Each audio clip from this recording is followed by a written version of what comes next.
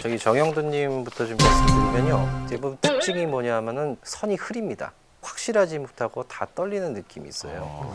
그리고 그림 사이즈 자체도 좀 작으신 편이고 긴장이나 불안감이 높아 보이고 자신감이 별로 없어 보여요. 그릇이 작네.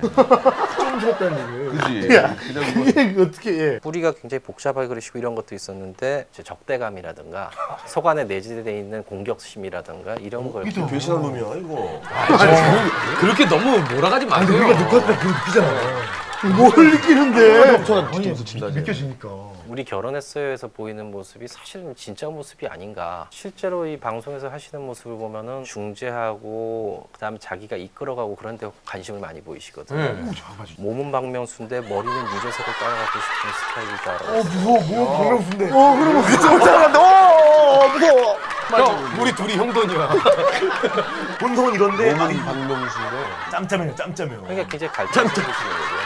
검사 내용 말씀만 보면요 힘든 것 같은데 그런데 괜찮아 이러고 있으신 느낌이 좀 있어요. 프로그램 딱이다 진짜. 지금 선생님이 얘기하신 안 내용을 좋아하잖아. 가지고 사실 저희들끼리는 많이 얘기를 하거든요.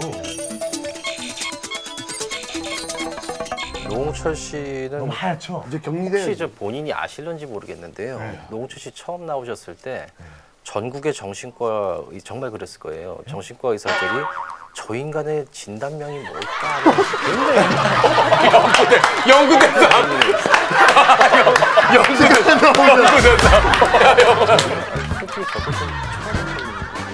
독특한 스타일이시다. 위인이군요.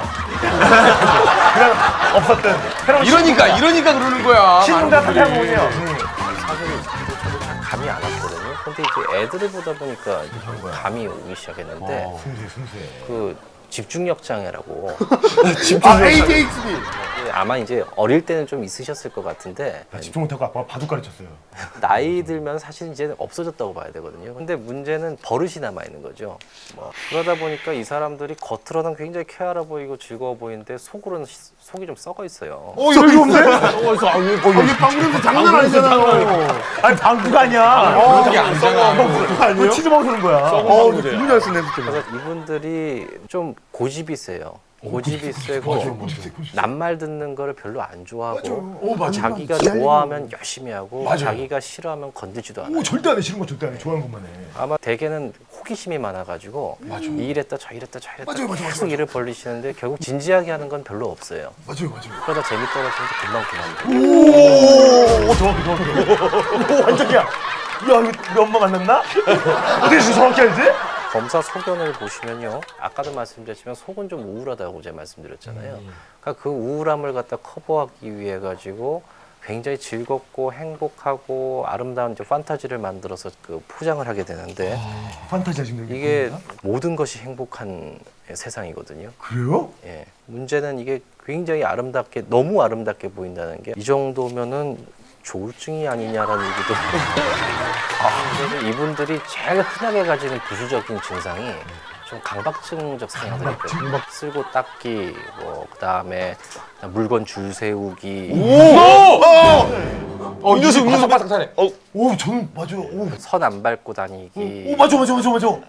색깔 맞추기 뭐 이런 거. 여러 가지 증상이 있는데 자기를 그 판타지의 세계로 사는, 미화시키죠. 미화시키고 판타지의 세계 사는 거에서는 조금 현실색으로 돌아오셔야 될 것 같고 근데 불편해진 거 없는데 행복한데요?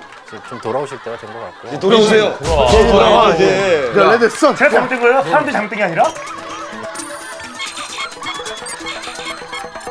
유재석 씨 말씀드리겠습니다.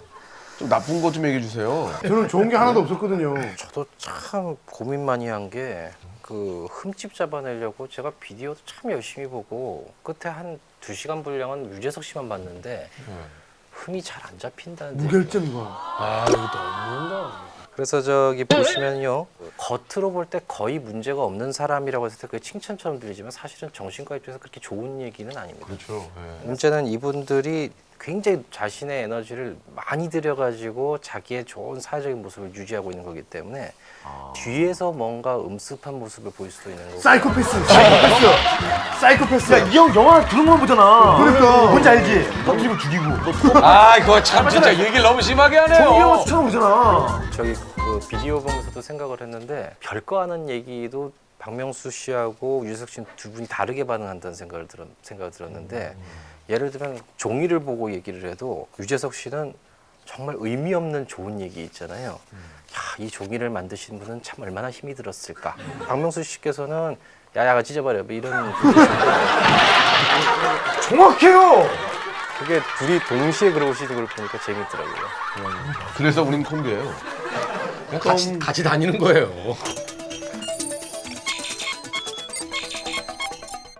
박명수 씨 이제 가겠습니다. 집중력 장애가 이 중에 두 분이 계시다고 제가 얘기를 했어요. 너무 좀 박명수. 형이 좋아요. 보시면은요, 그 선생님 말씀 인상이 정신이 없습니다. 그 부주의하고 굉장히 급합니다라는 얘기하셨고요.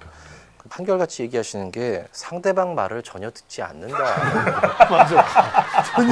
네, 근데 이제 집중력 장애가 이제 노홍철 씨 같은 그런 비슷한 분위기도 계시지만요.